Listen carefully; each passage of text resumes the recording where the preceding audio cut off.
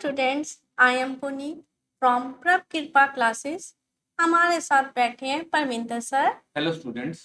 आज का हमारा चैप्टर है इलेक्ट्रॉनिक स्प्रेडशीट। आज हम इसका लेक्चर नंबर 2 करेंगे। तो देखते हैं आज हम इसमें कौन कौन से टॉपिक्स को कवर करते हैं।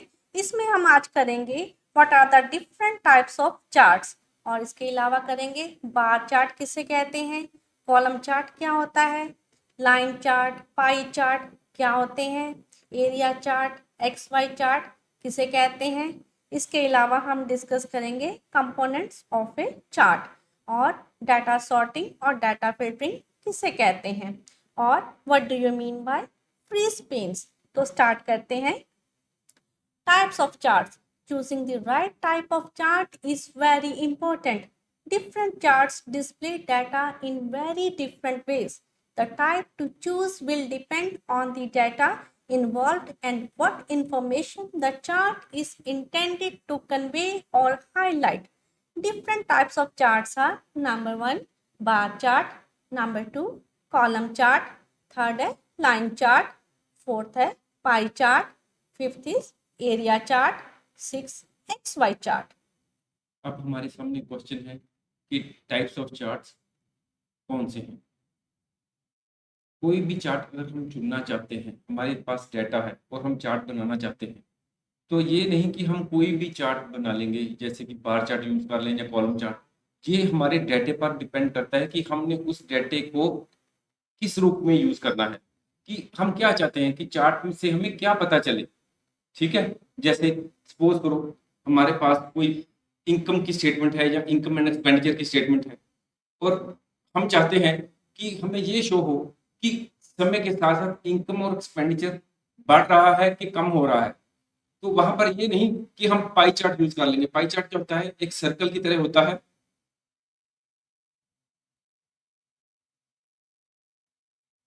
इसमें हम शेयरिंग होती है, मतलब कि मार्केट शेयर सपोज करो किसी प्रोडक्ट का कितना है। पर हमें तो क्या चाहिए, हम चाहते हैं कि एक प्रोडक्ट जो हम बेच रहे हैं, और सपोज करो एक बेकरी की दुकान है, वो एक दो चीजें बेच रहा है, एक बेच रहा है बिस्कुट और एक बेच रहा है ब्रेड बेच रहा है। वो चाहता है कि वो देखे कि किस चीज की कितनी सेल हो रही है। उसमें वो कॉलम चार्ट ही ठीक रहेगा। जैसे यहाँ पर सपोज करो आ जाएगा कि उसकी ब्रेड एक महीने में इतनी बिकी और दूसरे जो बिस्कुट है वो इतने बिके, और अगले महीने में हो सकता है उसके बिस्कुट इतने बिके और ब्रेड जो है इतनी बिकी। ठीक है, पर अगर हम चाहें कि यही ब्रेड और बिस्कुट की जो है डाटा है वो चार्ट बनाना है और हम उसको पाई चार्ट के रूप में यूज करें, तो वो संभव नहीं। मतलब कि हर हमारी जो इंफॉर्मेशन है, चार्ट हमें किस लिए बनाना है, उस स्पेसिफिक इंफॉर्मेशन को रिप्रेजेंट करने के लिए होता है। हम आगे ये देखेंगे कि कौन कौन से चार्ट को हम किस किस रूप में यूज कर सकते हैं, ये आगे जाके हम डिटेल में डिस्कस करेंगे। Bar charts. A bar graph or bar chart displays data using rectangular bars which are parallel to the x-axis. Bar charts in Excel are suitable if the data is categorical or ranking data. For example, if you have the data for 10 categories and want to see how each category is performing, or if you have ranking type of data and you can use bar chart to quickly understand the figures. Bar chart में जो हमारा chart बनता है, उसमें information जो होती है rectangular बार के रूप में शो होती है, जो एक्स एक्सिस के पैरेलल में होती है। सपोज करो हम ये देखना चाहते हैं कि पिछले साल या इस महीने में जो हमारी सेल है वो आइसक्रीम की कितनी हुई या ब्रेड की या किसी भी चीज की कितनी हुई। हम डिफरेंट प्रोडक्ट्स को बेच रहे हैं, हम चाहते हैं कि वो कितनी कितनी सेल हो रही है।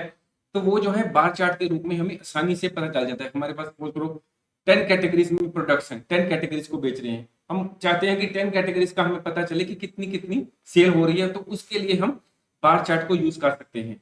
ये जो आपके सामने फोटोग्राफ है, उसमें दिखाया गया है कि number of unit sold per day, कि एक दिन में कितने प्रोडक्ट्स जो हैं वो बिक रहे हैं पार्टिकुलर आइटम की। सपोज यहाँ पर आइसक्रीम की एग्जांपल ली हुई है, स्ट्रॉबेरी भी है, वनीला भी है और चॉकलेट भी है, और उनकी सेल जो पर डे है वो एक बार चार्ट के रूप में आपको शो की गई हुई है कि चॉकलेट की जो आइसक्रीम है वो सबसे ज्यादा बिक रही है, उससे कम वनीला और उससे कम स्ट्रॉबेरी। ठीक है, अब हम आगे चलते हैं। Next है column charts. A column chart in Excel is a chart which is used to represent data in vertical columns. Column charts are suitable for comparative data analysis. For example, you can compare the sale of different categories of products to show how they are performing in this year compares to the last year, or comparison of existence of wildlife population for the last few years. Column chart में क्या होता है, जो हमारा data होता है वो represent होता है वर्टिकल कॉलम्स के रूप में, ऊपर से नीचे के रूप में कॉलम्स में।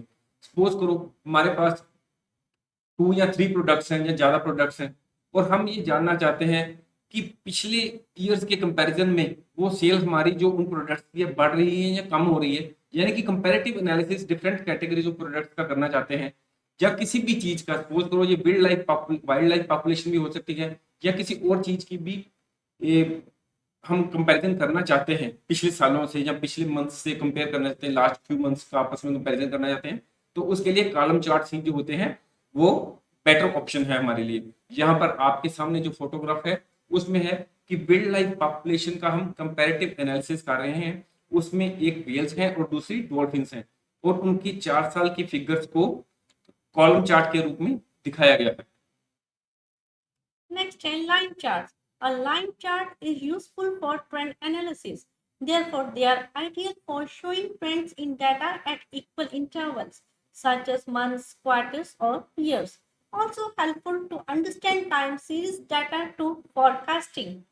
लाइन चार्ट जो होते हैं ये हमें ट्रेंड को एनालिसिस करने में सहायता करते हैं। इससे क्या होता है, हमें ये पता चल जाता है कि मार्केट में जो हमारी प्रोडक्ट्स की सेल है वो किस उसकी लाइन कैसे है, वो ग्राफ किस रूप में जा रही है, लाइन ऊपर जा रही है कि नीचे, हमारी सेल कैसे बढ़ रही है, कम हो रही है या बढ़ रही है। इससे हमें फोरकास्टिंग में भी हेल्प मिलती है। Next, pie charts. A pie chart shows the relationship of the parts to the whole. Pie charts in Excel are good for showing proportional data. Pie chart जो होते हैं वो होल जो होता है सर्कल, उसमें जो पार्ट्स का आपस में रिलेशन है उसको शो करते हैं। ये प्रोपोर्शनल डाटा को शो करने के लिए बहुत ही एक्सेलेंट है। इस फोटोग्राफ जो आपके सामने है इसमें different categories of FMCG company जैसे आईटीसी, हिंदुस्तान लीवर का मार्केट में कितना शेयर है बाय रेवेन्यू उसको शो किया गया है। जैसे आईटीसी का दिखाया गया है 14% है, हिंदुस्तान लीवर का जो है 12% है। ऐसे ना डिफरेंट जो एफएमसीजी कंपनीज है उनका market share by proportion show किया गया। Next, area charts. An area chart is somewhat like a line chart. In an area chart, the area between the line segments and the x-axis is filled with color.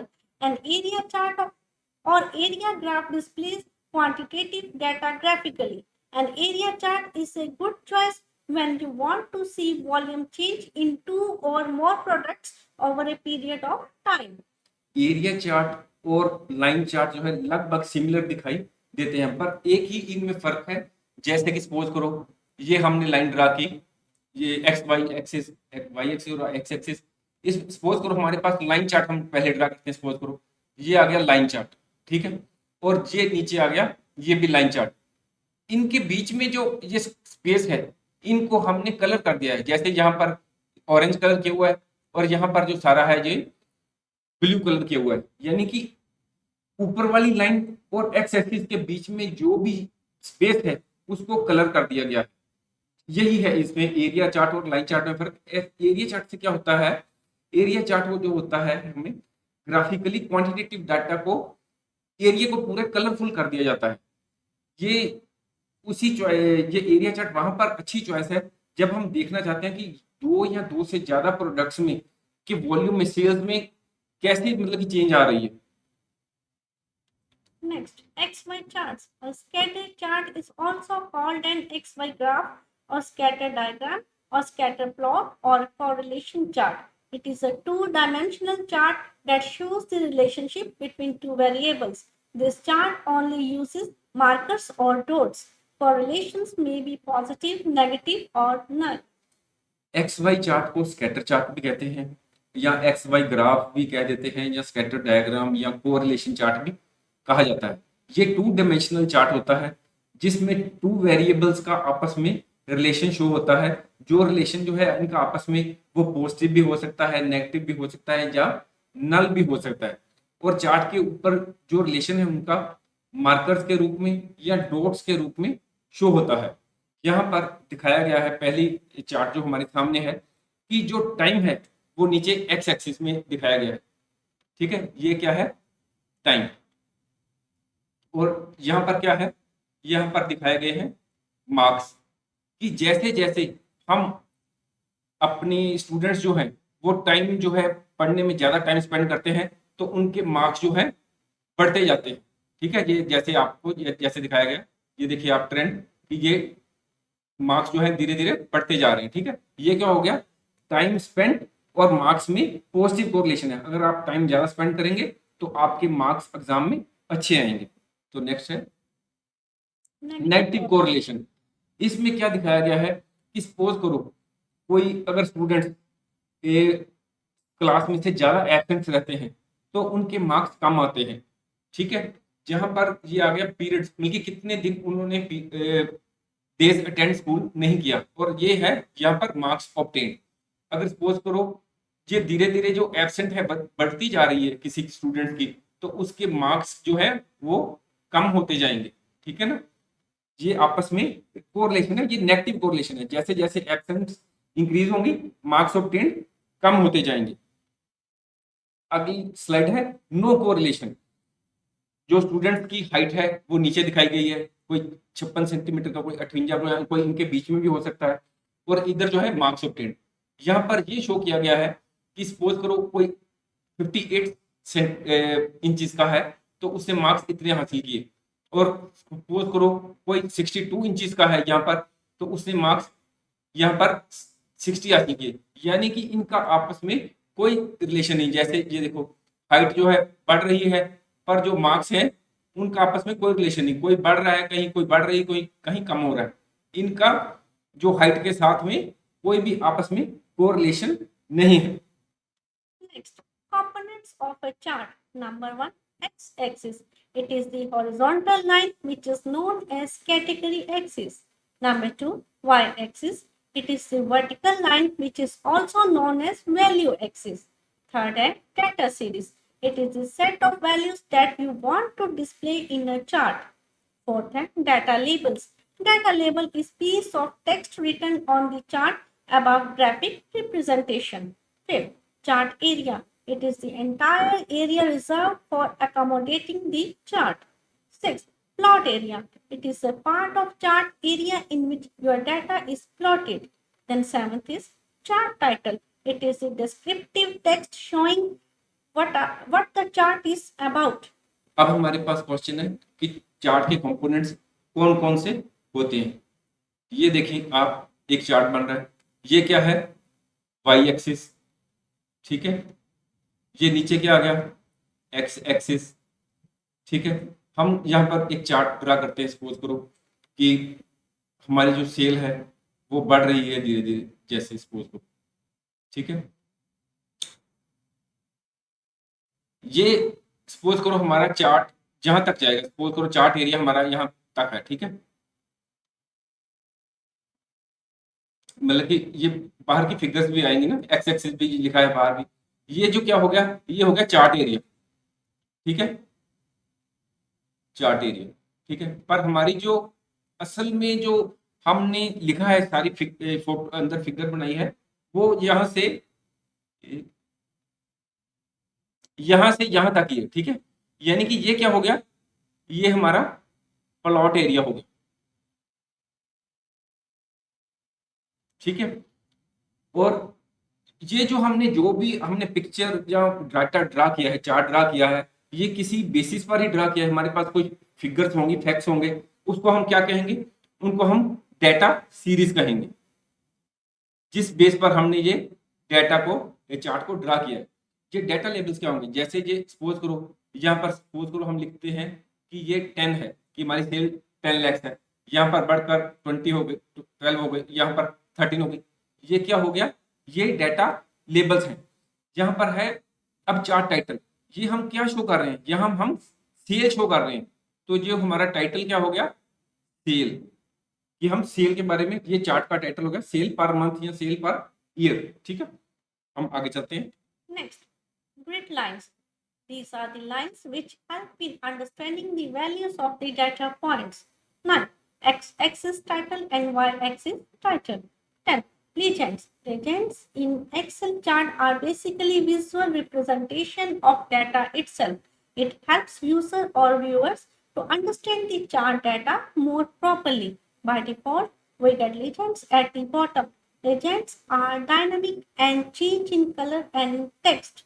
We can change the positioning of the legend as per our wish, but cannot place outside the chart area.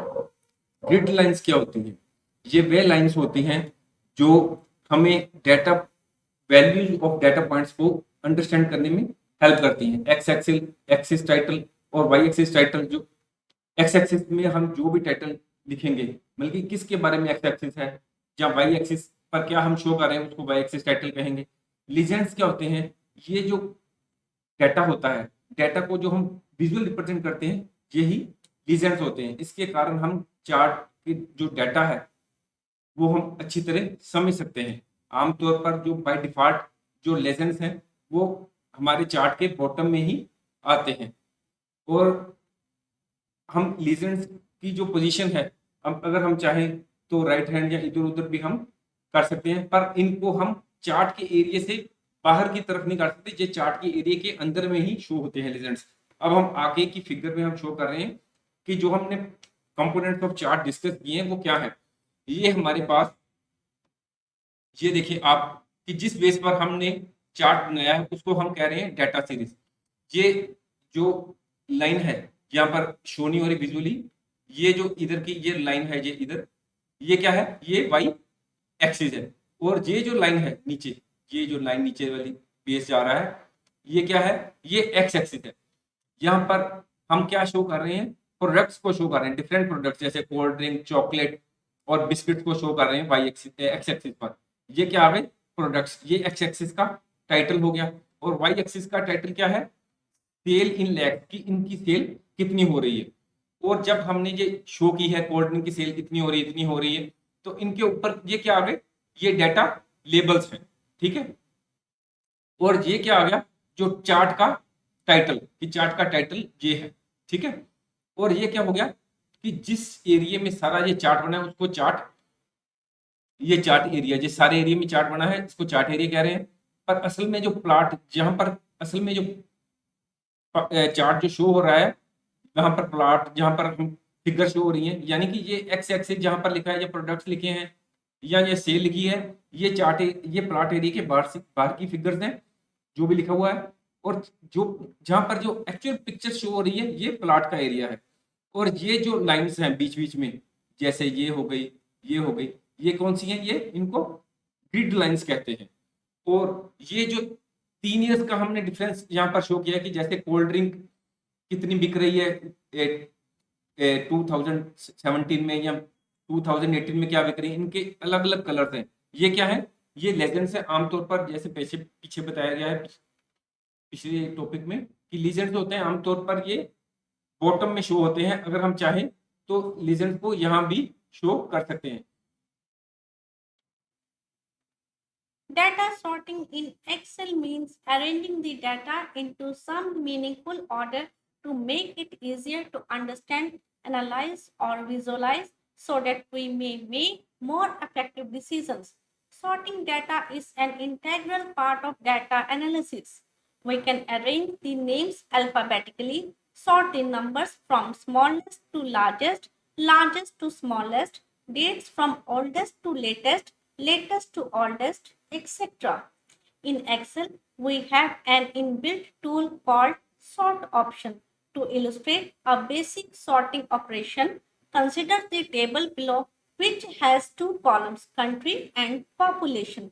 The table on the left shows the original data which is not sorted in any particular order. The table on the right has been sorted by population in descending order. अब हमारे सामने question है कि data sorting किसे कहते हैं। Excel में data sorting का मीनिंग होता है कि डेटे को ऐसे अरेंज करना कि जो कि हमारी समझ में आसानी से आ सके जो डाटा है, और उसका हम प्रॉपरली एनालाइज कर सकें, उसको प्रॉपरली विजुअलाइज कर सकें, ताकि हम जाकर इफेक्टिव डिसीजंस, प्रॉपर डिसीजंस ले सकें। डाटा एनालिसिस का एक इम्पोर्टेंट पार्ट होता है data sorting. Sorting of data में हम क्या करते हैं, नेम्स को अल्फाबेटिकली अरेंज कर सकते हैं, या जो नंबर्स होते हैं उनको स्मॉलेस्ट टू लार्जेस्ट अरेंज कर सकते हैं, या लार्जेस्ट टू स्मॉलेस्ट अरेंज कर सकते हैं। और सपोज करो हमारे पास डिफरेंट डेट्स हैं, और हम चाहते हैं कि जो पुरानी डेट्स हैं वो सबसे ऊपर नजर आए और लेटेस्ट सबसे नीचे आए, जहाँ हम चाहते हैं कि आज की डेट में हमने क्या सेल की वो सबसे ऊपर शो हो, और जो पहले वाली डेट्स हैं वो नीचे नजर आए। मतलब कि ये सारा जो काम जो है इस तरह का हम डाटा सॉर्टिंग में कर सकते हैं। जो हमारी सामने एक्सेल शीट होती है माइक्रोसॉफ्ट की या कोई और, तो उसमें जो सॉर्ट ऑप्शन होती है एक इनबिल्ट ऑप्शन होती है, जहां पर हमारे सामने जो एक फोटोग्राफ सामने शो हो रही है उसमें क्या दिखाया गया है कि कुछ कंट्रीज के नाम दिए गए हैं और साथ में उनकी पॉपुलेशन दिखाई गई। ये क्या है, अनसॉर्टेड डाटा, मतलब कि कुछ कंट्रीज के नाम दिए हैं और उनके सामने उनकी पॉपुलेशन दे दी हुई है, पर इसमें ये नहीं शो हो रहा कि किस कंट्री की पॉपुलेशन सबसे ज्यादा है और किसकी कम, सबसे कम। सपोज करो यूएनओ है, उसने डिसाइड करना है कि कुछ सब्सिडी देनी है कुछ कंट्रीज को, पर उनकी पॉपुलेशन के अकॉर्डिंगली देनी है सिर्फ, ठीक है। तो उसके लिए क्या होगा, वो डाटा को सॉर्ट करेंगे कि सबसे ज्यादा जिसकी पॉपुलेशन है उसको सबसे ऊपर आए, और जिसकी पॉपुलेशन सबसे कम है वो सबसे नीचे कंट्रीज आए। उसके लिए वो सॉर्टिंग का जो ऑप्शन है उसको यूज करेंगे। यहाँ पर जो है राइट हैंड की तरफ जो है वो डाटा सॉर्ट किया है on the basis of population के हिसाब से। सबसे ऊपर है जो पॉपुलेशन सबसे ज्यादा है, फिर बाद में उससे कम, मतलब कि इसी तरह हम डाटा को सॉर्ट कर सकते हैं। अब तक हमने जो भी पीछे वीडियो में डिस्कस किया है कि चार्ट्स की डिफरेंट टाइप्स क्या हैं, बार चार्ट है, pie chart, line chart, area chart, X Y Z chart, या डाटा सॉर्टिंग क्या होती है, कंपोनेंट्स ऑफ चार्ट क्या होते हैं। पर हमें असल में ये भी पता होना चाहिए कि ये जो डिफरेंट तरह के चार्ट्स हैं ये कैसे बनते हैं। एक्चुअली में हमारे पास डाटा सपोज करो तो ये चार्ट कैसे बनते हैं, या कंपोनेंट्स ऑफ चार्ट को हम कैसे शो कर सकते हैं, या डाटा सॉर्टिंग क्या होती है, ये कैसे होती है डाटा सॉर्टिंग एक्चुअली प्रैक्टिकली में कैसे होती है, या डाटा फिल्टरिंग कैसे होती है, ठीक है, या फ्रीज जैम पेन्स होते हैं वो कैसे होते हैं। इनका सबका हम एक अगले वीडियो में हम प्रैक्टिकल करेंगे, ताकि आपको एक्चुअल लाइफ में भी पता चले कि अगर आपको कोई चार्ट्स बनाने पड़े या डाटा सॉर्टिंग करनी पड़े, या कंपोनेंट्स ऑफ चार्ट को इफेक्टिवली चार्ट के रूप में शो करना पड़े, या फिल्टर करना पड़े डाटा, या फ्रीज करने पड़े पेन्स, तो कैसे करने हैं इसका हम एक प्रैक्टिकली एक वीडियो बनाएंगे और आप उसको जरूर देखें। How to sort data in Excel? Number one, select the data that we want to sort. Number two, go to Home tab, then Sort and Filter. Third, then select Sort Ascending A to Z button or Sort Descending Z to A button or Custom Sort as you desire. यहाँ पर path दिया हुआ है कि अगर हमने डाटे को सॉर्ट करना है तो वो कैसे कर सकते हैं। सबसे पहले हम जिस डाटे को सॉर्ट करना चाहते हैं उसको सेलेक्ट करते हैं, फिर होम टैब में जाकर राइट हैंड की तरफ ऊपर सॉर्ट एंड फिल्टर का बटन शो होता है। वो सॉर्ट एंड फिल्टर को जब हम क्लिक करते हैं तो बाद में हमने तीन ऑप्शंस हमारे सामने आ जाते हैं, sort ascending, sort descending, A to Z या जेड टू ए, और एक कस्टम सॉर्ट होता है। अब आप तीनों में से जो भी आपको जैसा भी आप सॉर्टिंग करनी चाहते हैं, यानी कि स्मॉलेस्ट टू हाईएस्ट या हाईएस्ट टू लोएस्ट, जो भी आप, या कुछ कस्टम सॉर्ट होते हैं, जो भी आप जिस तरह की सॉर्टिंग करना चाहते हैं उस तरह की ऑप्शन आप क्लिक कर सकते हैं। Next, data filtering. The filter is the most often used tool in Excel, especially when we work with the large amount of data. Filtering is the process of extracting data that meets the defined criteria from a given range or table. Filtering is generally, but not always, temporary. The complete data set is kept, but only part of it is used for viewing or analysis. Different types of data filters can be used to amend reports, query results, or other kinds of information results. Data filtering क्या है? Suppose करो हमारे पास बहुत ज्यादा data है, वो columns और रोज में सपोज करो 1000 रोज और 1000 कॉलम्स है, काफी बड़ी फिगर है हमारे पास, बहुत बड़ा डाटा है। पर हमें कुछ थोड़ा सा डाटा चाहिए कि सपोज करो हमारा एक स्कूल है, कि हमारे स्कूल में कौन से बच्चे हैं वो एक्सेप्शनली ज़्यादा नंबर ले रहे हैं या एक्सेप्शनली कम नंबर ले रहे हैं, ताकि उनकी एजुकेशन पर ज़्यादा ध्यान दिया जा सके। तो उसमें क्या होगा, डाटे को फ़िल्टर किया जाएगा। हम एक रेंज सेलेक्ट करेंगे, उस रेंज में क्या कहेंगे कि डाटा को फ़िल्टर करने के लिए कि जिन बच्चों के नंबर जो हैं वो 50% से कम आ रहे हैं, वहाँ पर हम फ़िल्टर के ऑप्शन में जाकर क्लिक करेंगे कि वो उन बच्चों की सारे की लिस्ट निकल आएगी, ठीक है? ये फ़िल्टर आमतौर पर जो हम करते हैं, ये टेम्परेरी होती है, आमतौर पर। ये हमेशा के लिए हम पक्की नहीं करते। जो ओरिजिनल डाटा है वो तो रहता ही रहता है। डाटे को फ़िल्टर करके हम जो उसका यूज़ होता है हम कुछ समय के लिए कर सकते हैं। अगर आप डाटा को फ़िल्टर करते हैं तो उस हमारे पास कई ऑप्शंस आती हैं, जिससे हम डाटा को अमेंड कर सकते हैं या कोई भी रिज़ल्ट हम क्वेरी कर सकते हैं। यहाँ पर हमारे सामने कुछ लोगों के नाम शो हुए हैं और उनके आगे उनकी सेल जो है पर मंथ की वो शेप शो की हुई है। अब हम चाहते हैं, ये देखिए ये जो है ये अनफ़िल्टर्ड डाटा है, जिस डाटे को हमने फ़िल्टर करना है। हमने यहाँ पर एक फ़िल्टर लगाया है कि जिनकी सेल 5000 से ज़्यादा है, सिर्फ़ वही नाम शो हो, ताकि हम उनको कुछ प्राइज़ दे सकें या उनको कुछ कमेंडेशन दे सकें। उनका सिर्फ़ नाम हमने फ़िल्टर करना है। तो हमारे सामने जब आप फ़िल्टर लगाएँगे तो ये जो है 20 में से ये कुछ नाम जो है हमारे सामने शो हो गए हैं, ठीक है? हम ये डाटे को कैसे फ़िल्टर करना है, हम प्रैक्टिकली भी जैसे आपको पहले बताया अगले वीडियो में ज़रूर करें। Next, how to filter data in Excel. Number one, first select the data you want to filter. Second, go to Home tab, then Sort and Filter. Third, click Filter option. It will apply the filter to the selected data range. A small drop down kind of arrow is the filter. Fourth, select arrow. Then various options appear under the head text filters. Fifth, you may choose the filter as you desire. अब हमारे सामने question है कि डाटे को filter कैसे किया जाता है। यहाँ पर जो है थ्योरी दी हुई है कि सबसे पहले हमने जिस डाटे को फ़िल्टर करना है उसको सिलेक्ट करते हैं। फिर होम टैब में जाकर राइट हैंड की तरफ ऊपर की तरफ हमारी स्क्रीन में होगा sort and filter. Sort and filter को जब हम क्लिक करते हैं तो उसमें से हमने फ़िल्टर ऑप्शन को ऑप्ट करना है, क्लिक करना है। जब हम फ़िल्टर ऑप्शन को क्लिक करते हैं तो जो डाटा हमारे सामने होता है उसके ऊपर एक छोटे-छोटे एरो हर कॉलम पे शो होने शुरू हो जाते हैं, जिसको हम फ़िल्टर कहते हैं। और उस एरो में हम क्लिक करके हम जिस तरह का भी फ़िल्टर लगाना चाहते हैं, उस तरह का फ़िल्टर हम लगा लेते हैं। Next, freeze panes. When you are dealing with a huge amount of data that is spread over several rows and columns, you may want the handles to remain constant while you scroll through the data.